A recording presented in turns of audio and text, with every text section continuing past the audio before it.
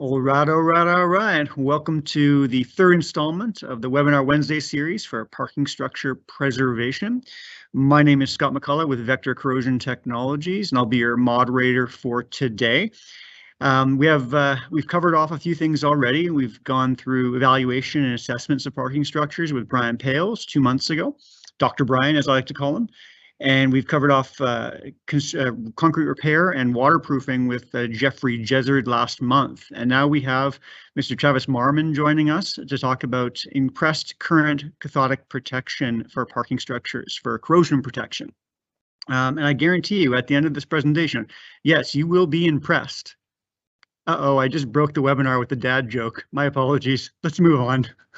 The Concrete Preservation Alliance, as you know, is a group committed to advancing best practices in the field of concrete preservation and infrastructure renewal. We draw upon our membership, which I'll flash up in 1 second, to share their expertise and their knowledge in the field with all of you for these webinars. So, as I mentioned, our members range far and wide, internationally, from Japan to Germany and obviously North America. So here's our members. Thank you for participating. And if you've found your way here today, you likely registered on the WeSayStructures.info website, which is the home of the Concrete Preservation Alliance online. If you click on the events tab there, you'll see parking structures and bridge preservation. We completed a 12-month bridge preservation series last year, and you can go back to look at the recordings as well as the slide decks from past presenters. Those resources will be there for you, hopefully for all time. And if you want to register for any upcoming webinars for the parking structure series or any future webinar series, you can do so there as well. Come back often. Well, on to the main show here. Mr. Travis Marman, he's a NACE CP2, is also a construction project developer with Vector Construction. He's got over 10 years of experience managing projects, business operations, business development, estimating. He's kind of a renaissance man in the field. He also has a Bachelor of Concrete Industry Management from California State University. And he's worked extensively in the areas of cathodic protection, electrochemical chloride extraction, impressed current, and post-tension structures. So we're really pleased to have Travis here today to share his expertise on impressed current cathodic protection. Travis, are you ready to rock and roll? I believe so. Can everybody see my slide? Looks good to me. Okay. All right. We'll start off by going over some of the basics. What is cathodic protection?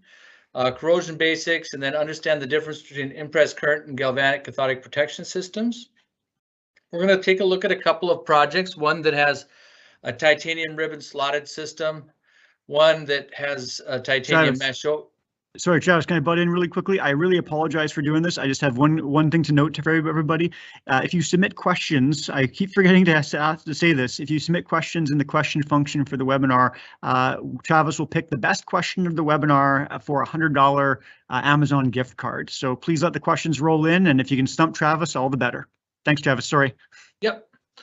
Okay, so and then we'll go into Ebonex anodes. It's a discrete anode that's wired up and embedded into the concrete slab or structure. And then we'll touch on metalizing. We'll look at both galvanic and then touch on the impressed current part of it. So when we're talking about parking structures, there's a number of different ways we can have active corrosion going on. Primarily, chlorides are the main culprit. Either those chlorides are cast in as an admixture, marine environments, and then in the northern climates, de-icing salts that you'll often find in your entrances or exits and drive lanes. And in conjunction with that, low cover over reinforcement, areas along the joints, ponding, and coating. This is a corrosion cell in concrete. The dotted lines that you see on the top of the photo or on top of the image are there to represent chlorides making their way into the concrete, getting to the level of the reinforcement and inducing corrosion. When that happens, we have an anode and a cathode being formed. The anode is the area of the reinforcing that's sacrificing itself. It's the area that's corroding, and the cathode is actually being protected in this case. One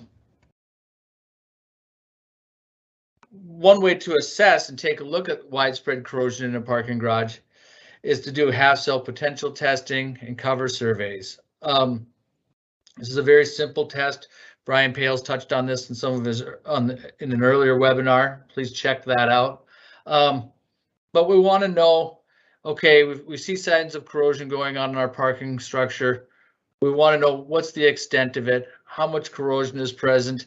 Is it in a state right now that is actively corroding throughout, maybe just in localized areas around drains and joints, maybe just in a drive lane, more so by an entrance perhaps. And then based off of that data, we can say, well, is this a candidate for an Impress corrosion cathodic protection system?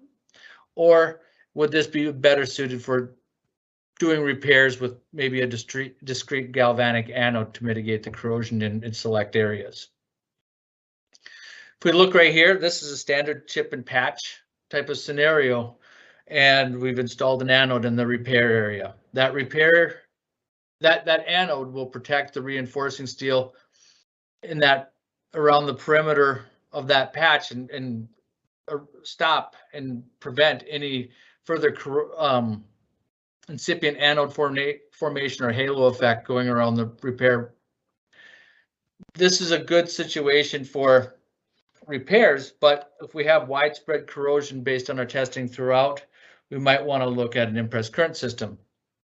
This is what this photo here shows, where we're just using anodes to fix a repair area, or on the right hand side, this is a drilled in style anode that's installed in an area where testing showed that there's high active corrosion going on, but the concrete hasn't started spalling and delaminating yet. So these are a couple of different options for localized areas or areas with just repairs. So we've touched on it, right? We've got the galvanic corrosion protection, minimal maintenance.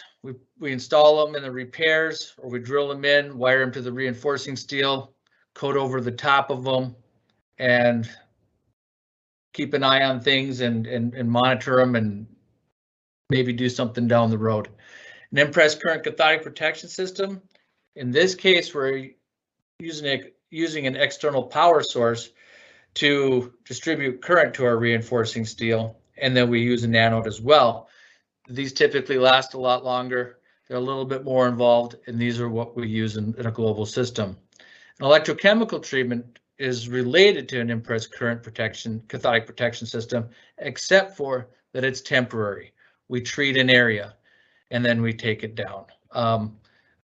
There's a lot of literature, and I think there's a webinar on that as well. So please check that out if you're interested. But for this conversation, we're just going to stick to the Impress current systems. Corrosion basics. So basically 4 different variables. We have an anode, we have a cathode, we have a metallic path, and an electrolyte. An anode, that's where rust is formed. In this case, we want rust to form on something that is sacrificial or something that isn't integral to the structure. A cathode is a location with no section loss. This is the area that we're trying to protect. Metallic path is either our reinforcing steel, or in the case of an Impress current system, included in that will be our connections or what have you. An electrolyte is concrete. One kind of important note here is a corrosion cell requires moisture. It needs water to work. So if we keep things dry, we reduce the ability for corrosion to occur. One of the best ways to do that is a coating. Lots of different traffic coatings out there. A well-maintained coating will certainly slow any sort of corrosion going on. The problem is when we have chlorides in our slabs or in our concrete, and then we put a coating on, those chlorides are still there. They don't go away. Sure, we can stop some of the water, slow the corrosion rates down, but those chlorides are still going to cause problems with our mild reinforcing steel. And then if you look on the right side of the slide here, we have driving voltage is V equals IR. This is the heart and soul of kind of all of impressed current cathodic protection. Voltage, amperage, resistance, Ohm's law. We'll get into that a little bit later here. So what is cathodic protection? Well, it's corrosion control through the application of direct current. In this case, we use what's called a rectifier onto metal, forcing it to become a cathode. The anode delivers current to the electrolyte. Metal loss, rust occurs at the anode. We want to consume the anode and not the reinforcing steel holding up our structure. The cathode receives current from the electrolyte. The cathode is protected from section loss. And so we have two different kinds. We have galvanic. These are the systems where we install an anode. We directly wire some sort of anode to sacrifice itself to the reinforcing steel. And then there's impressed current. And the major distinction there, impressed current borrows an exterior power source. This slide here got some kind of really nice features. So this is our traffic deck, or this is our parking garage deck. We have the DC rectifier there. This is our power source. We can see that it's wired to the rebar. That's our cathode. And then on the bottom of the slab, we see a secondary anode coating and a primary anode. It's wired to an external anode. And we see that we have water with chloride ions and then a waterproof membrane. So this is kind of a system in a nutshell. Not much to say here, just that we have to keep in mind we have an external power source. And if we look at the electrolyte resistance, that's what's important. That's one of the design issues that we look at when we develop these systems. What is the resistance of the concrete? What is the resistance of our wiring? And we have to accommodate all those different variables. So a simple cathodic protection circuit. We have our anodes. Either it's on the exterior of the concrete, or it's embedded in the concrete, drilled in as a more discrete anode. We have our rectifier, our power source. Our cathode, of course, is again our rebar. Our anode will be a titanium mesh, a titanium ribbon, a conductive coating, a metalized coating, what have you. There's a project we did, I think it was 6-7 years ago, downtown Minneapolis.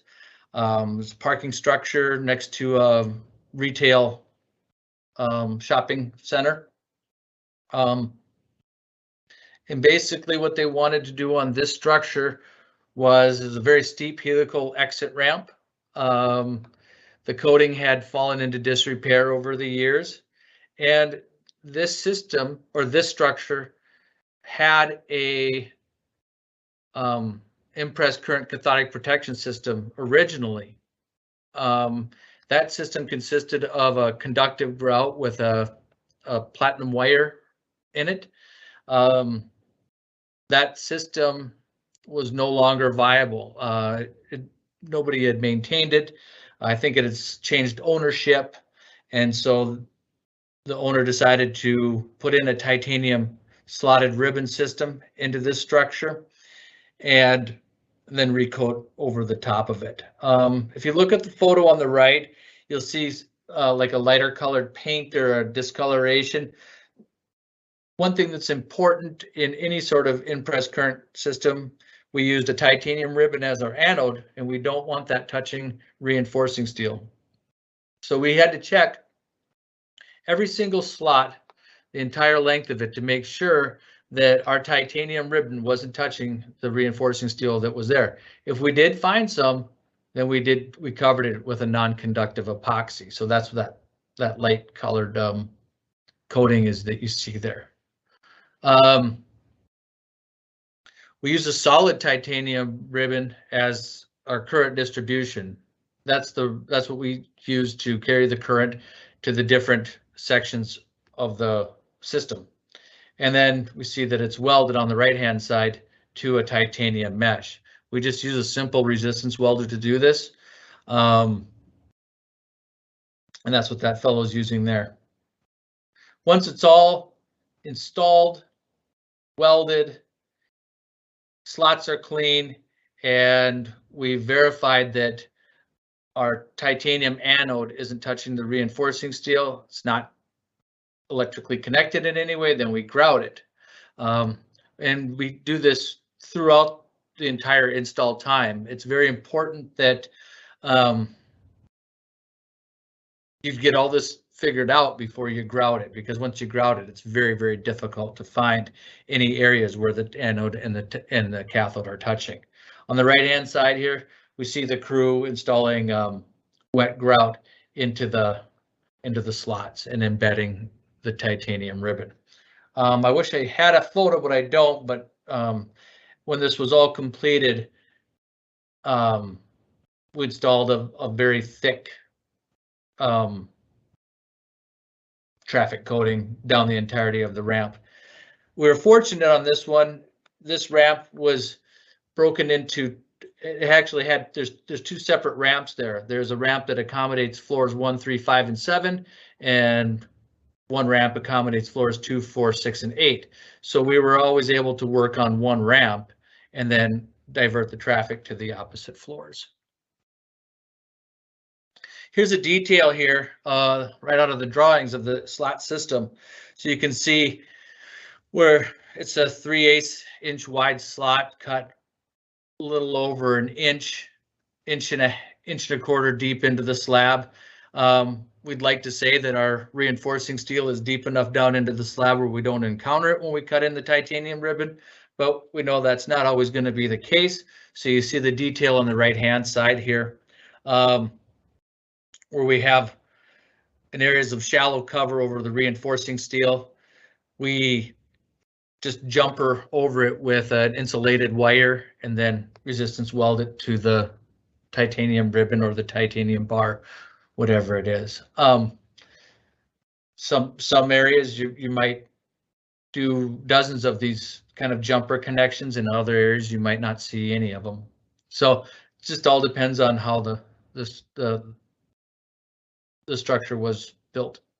McCormack building in Boston. It's constructed in the mid-70s in the Beacon Hill area of Boston. This system, or this structure here in its parking garage, had an existing titanium mesh ICCP system. Again, it fell into disrepair. We were tasked with evaluating, removing the damaged areas, and then recommissioning the system.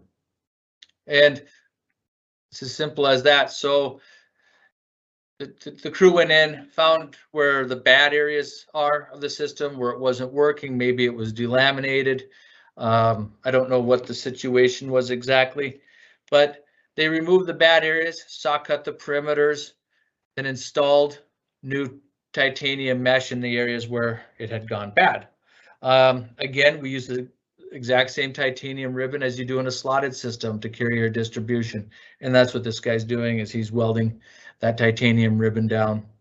Pin it down with a simple plastic anchor, and then retop it with a cementitious topping, and then put a traffic coating over the top. This is a good option for areas that have low cover over steel. And when you assess that, if you do have areas of steel that are exposed or that are very, very low cover, you can put a non-conductive epoxy over the top of them or thicken up the topping or whatever. One consideration here is that you have to take into account doorways and clear space, head space, and clearances. So, you know, some structures you may not be able to add an extra inch or two topping to the existing floor, and weight and all that other stuff. So there's a couple of considerations there.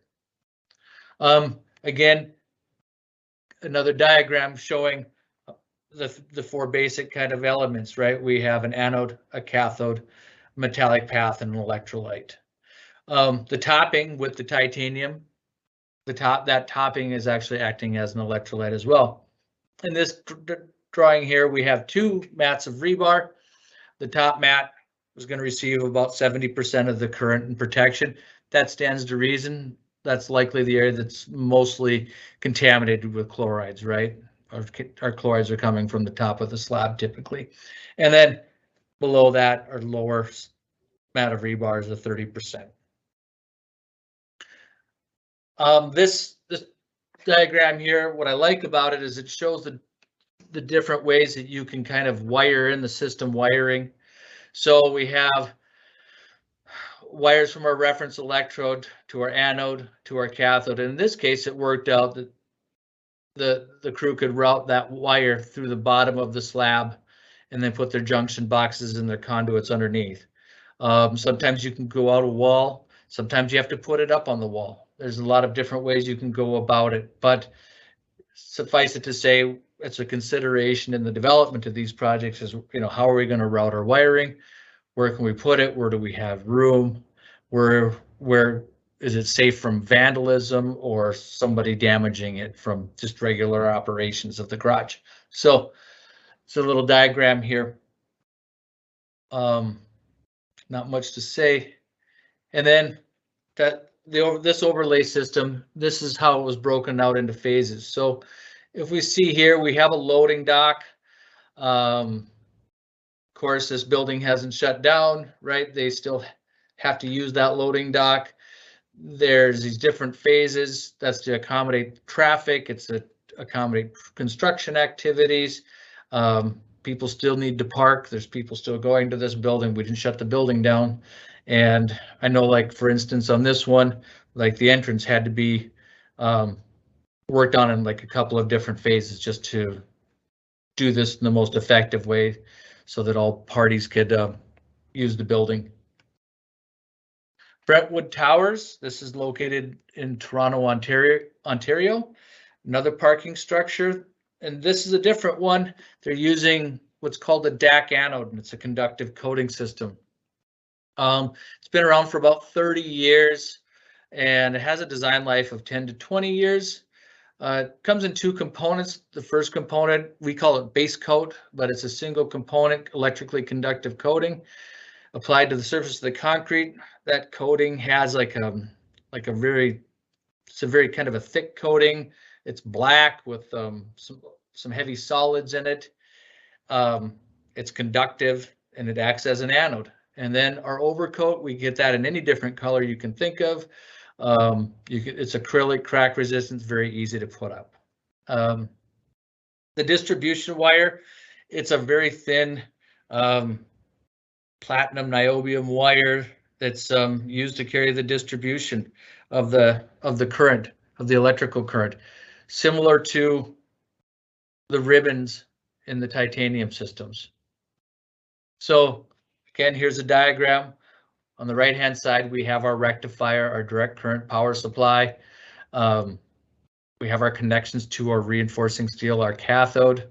Our anode is now the conductive coating. And our metallic path is that primary anode wire and then the system wiring itself. And works the same as the titanium. That anode will consume itself over time. What's nice about this one is that you can put it on the underside of a slab on a soffit. It's definitely not durable enough as a top coat or anything like that. Here's some kind of components. So we transition from a regular THHN wire into the platinum distribution wire. That's the photo on the left. Then on the right, one way to stick down this wire is just use that fiberglass mesh tape that you'll like sheetrock drywall people use, and then we embed that wire in the anode coating, and then this would get top coated. So we see here, this is a worker taking off the existing paint and coating on the soffit of this slab. He's using a dustless grinding setup. You can definitely use that. You can sandblast, but you do need to profile and open up the concrete, get it good and clean before any sort of coating system. The rules still apply here.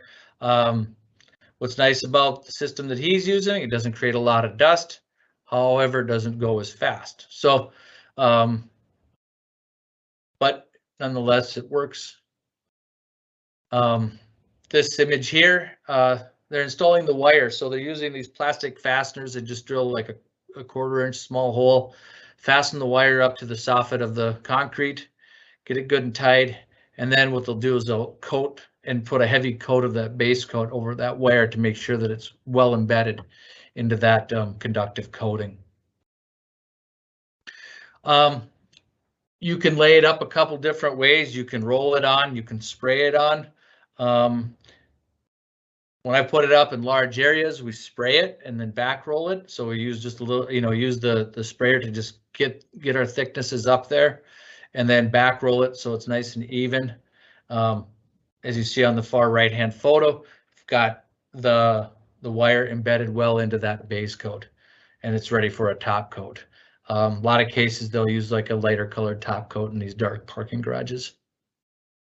Heathrow car park in London. This project was before my time, so I just got some images. I don't have a lot of details on it, but what they wanted to use in this situation was a discrete ceramic anode system. I call them Ebenex. It's what a trade name for them.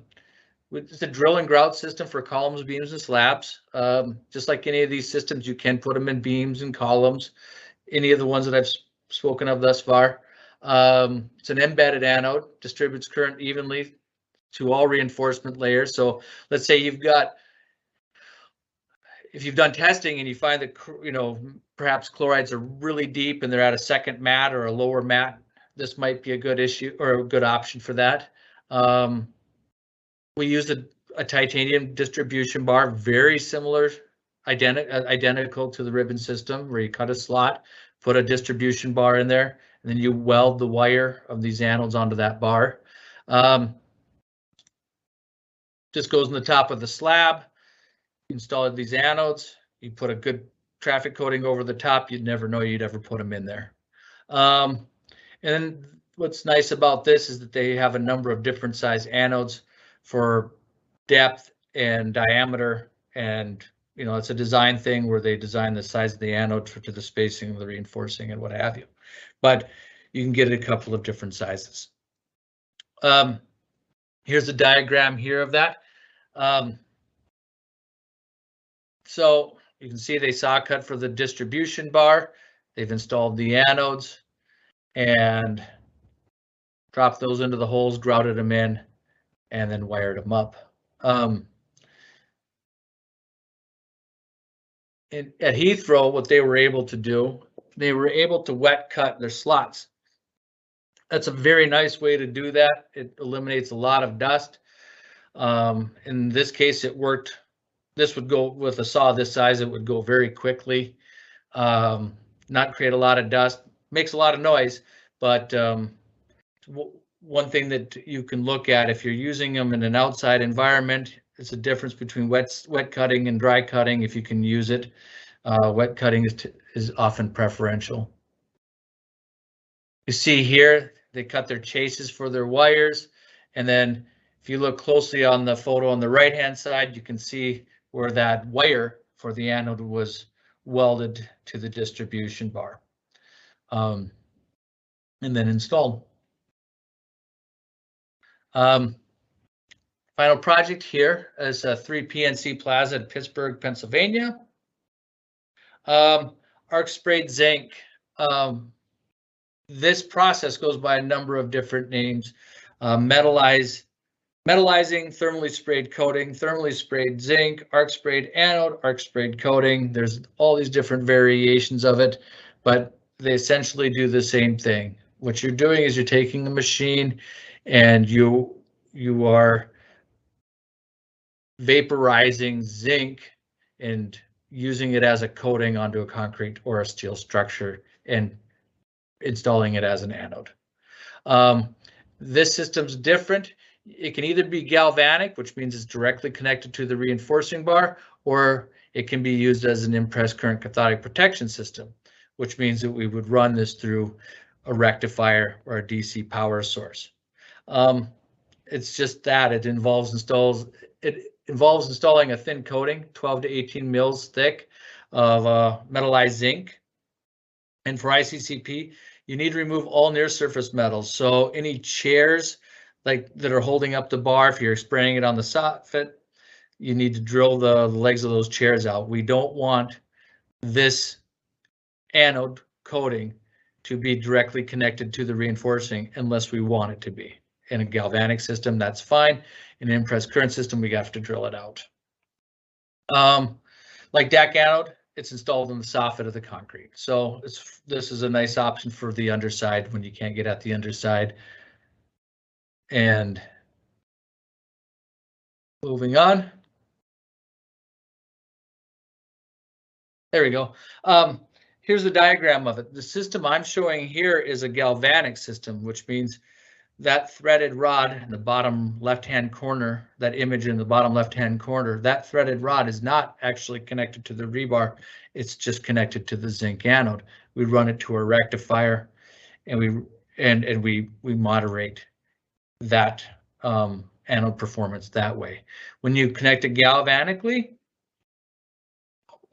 the more corrosive the environment is, the more the anode's going to get consumed.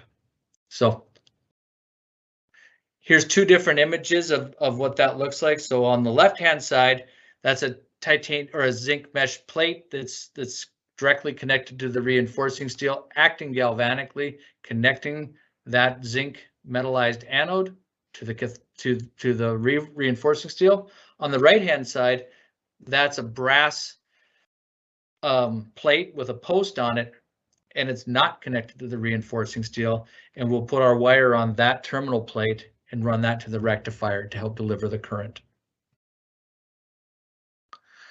One consideration with metallized zinc is it creates a lot of dust, and it creates a lot of noise, and we need a lot of power to install this system.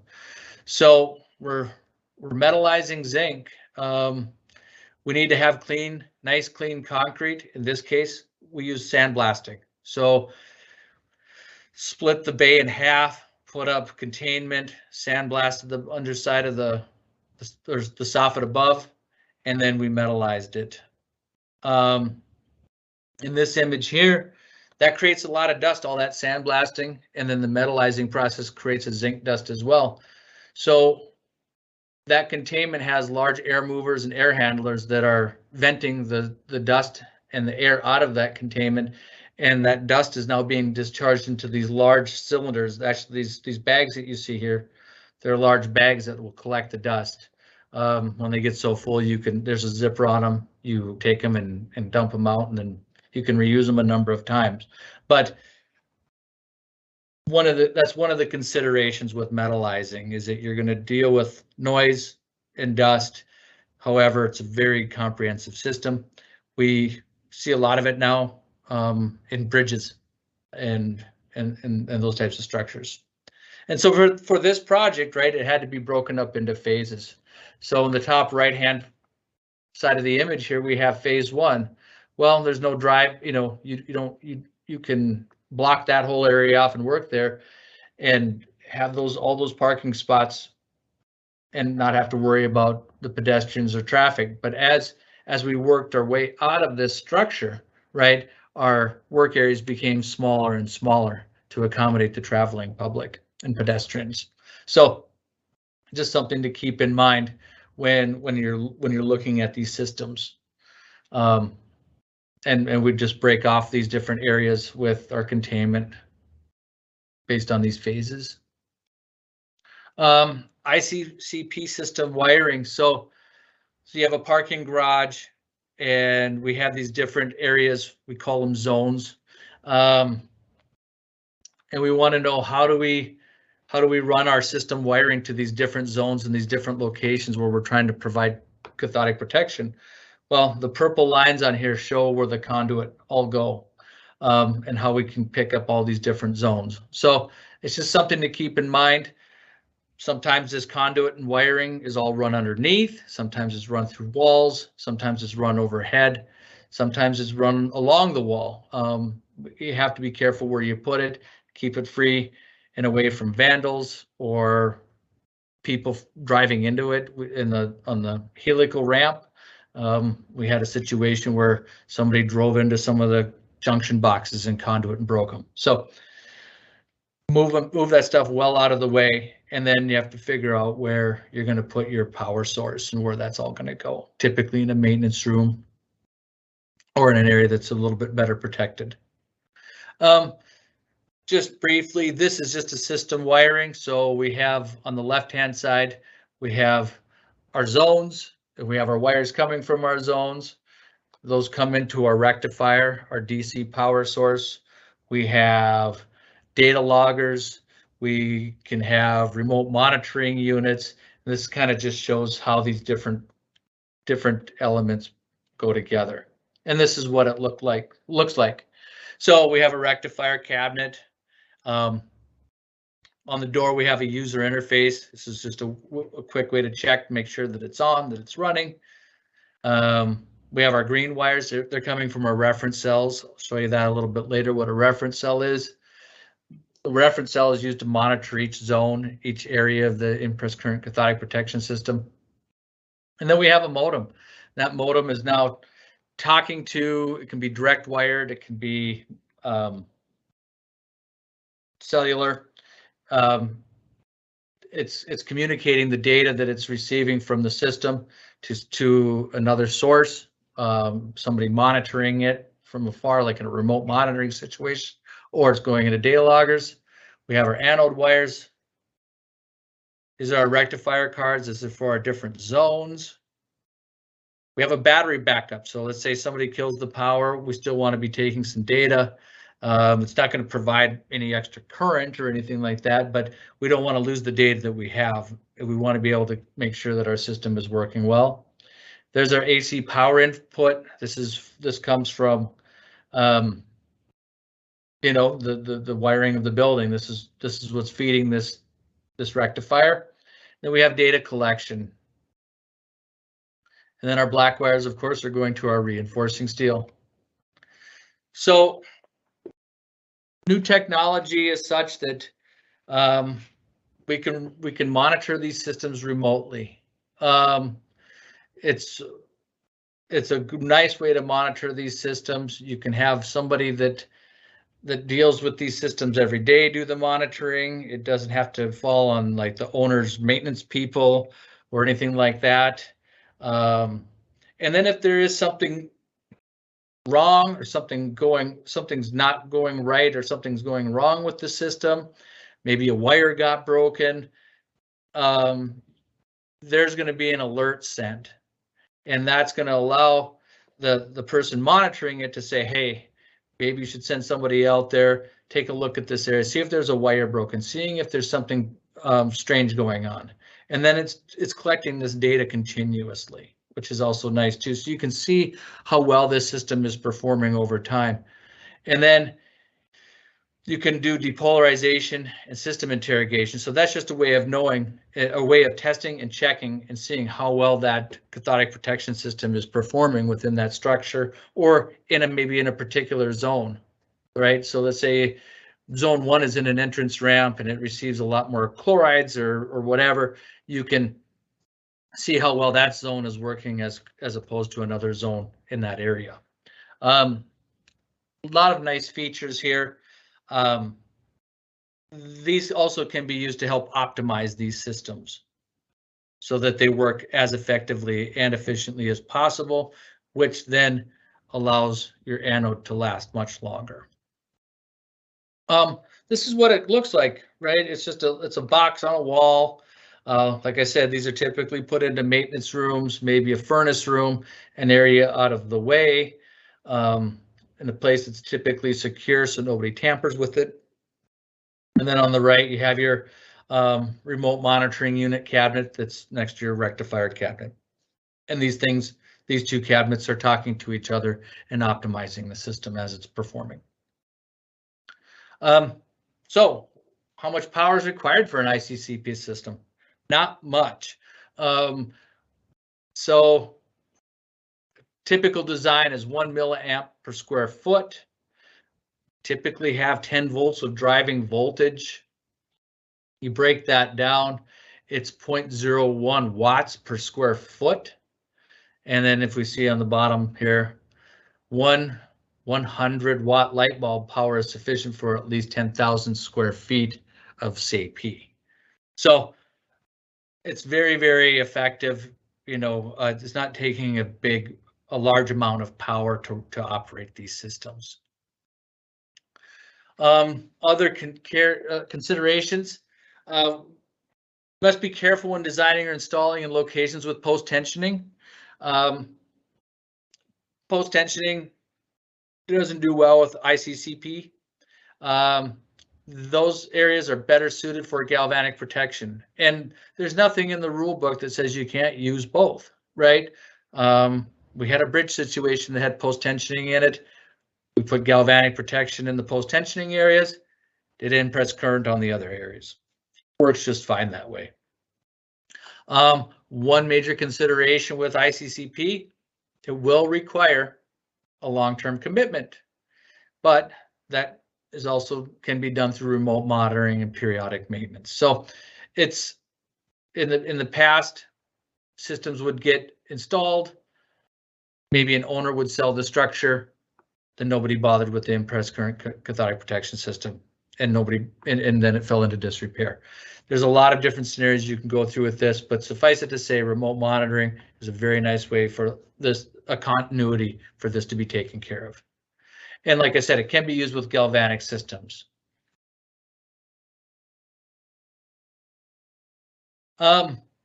So when we're putting these systems together, right, it all kind of starts with non-destructive testing. We want to do corrosion testing in half cells. We want to know how widespread the corrosion is in that structure. Concrete sampling and testing. We want to know what's the level of chlorides and where are the chlorides at? Is there a lot of chlorides and they're not at the level of reinforcing? Might look at something in a different way. If we have 2 mats of rebar and we have heavy chlorides at both levels of the reinforcement, then we're going to look at maybe a different system.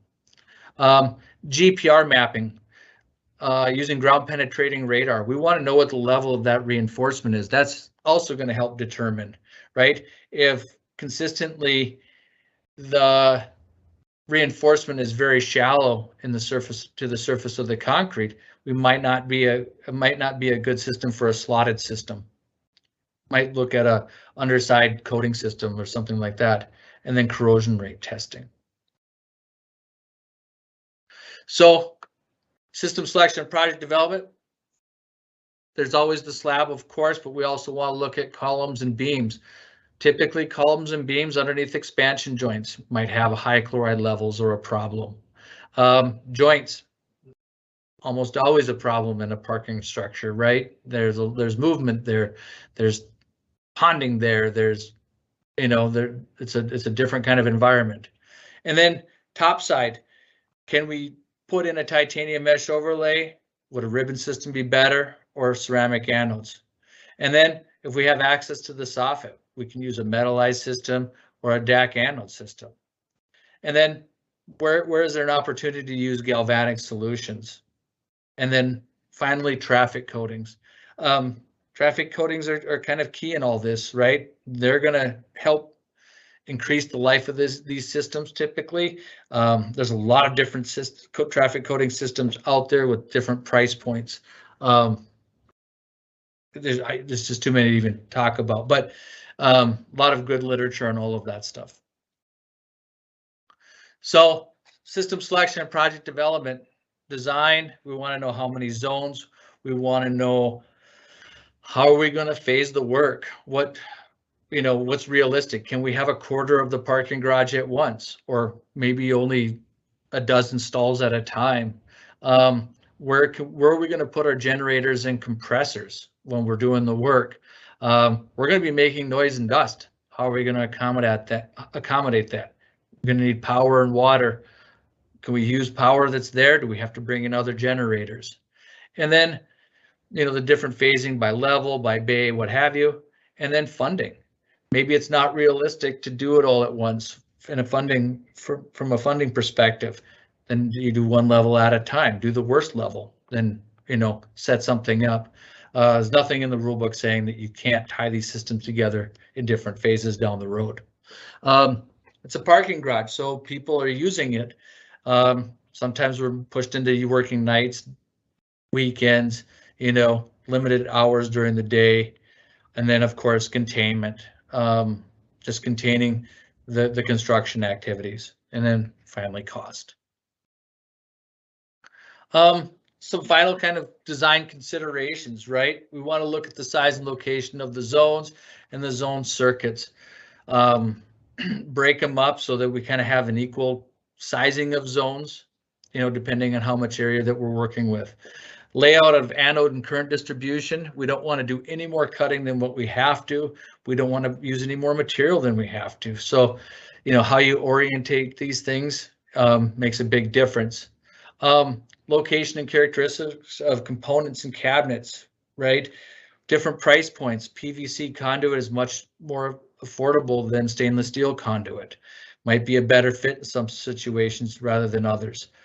What types of wiring we're going to be used, and then type and location of reference cells. So what you see here in this photo is a reference cell. We install these in different zones. In an impressed current system, you install it in every zone to monitor and see how well that anode is performing. In a galvanic system, it might be certain zones or just select zones. That can be a cost driver as well. Type and number of locations of negative connections to be used. So these are the connections that we make to the rebar. Do we use a drill and tap? Do we weld them? Do we braze them? You know, why would we use this one over the other one? Drill and tap is typically pretty effective and very affordable. Brazing can be a little bit more expensive, for instance. Details around columns, reinforcing steel passing through steel columns and webs, right? So we want to, you know, accommodate different kind of geometries with different amounts of steel in them. And then curbs, sidewalks, what have you. And then details about low cover. What do you do when we encounter that? Can we put a non-conductive coating over the top of it? Is there a room to jumper around it or what have you? And then capacity and type of power supplies. That's all going to be driven by the size of the system, size of the zones, and what have you. And then finally, just a schematic diagram of the ICCP systems and reference cell circuits. So these are typical submittals that you will find in these jobs. Travis is a very accessible man. He's out of West Fargo, and here's his contact information. You can reach him at the office there at that number, or his email address is travism@vector-construction.com. And moving on here, looking to the future, our next webinar for the parking structure preservation series is corrosion mitigation with embedded galvanic anodes with our friend David Simpson from the UK. And then that's on December 8th. And on January 12th, we have evaluation, repair, and protection of unbonded post-tensioning in parking structures with Michael Kernan from Vector Construction. So we have a couple good ones coming up. We hope you'll join us for those webinars. But at this time, again, we'll wrap up here, and I want to thank Travis for sharing his expertise and his knowledge with us today. Thank you, Travis, and we hope to have you back again on a future webinar for a different topic. Thanks, Travis. Thank you. Okay, and thank you everyone for joining us today. I know you know, it's been a rough go last 18 months or so. Be safe out there, and hope you're having some success and saving some structures. Have a great day.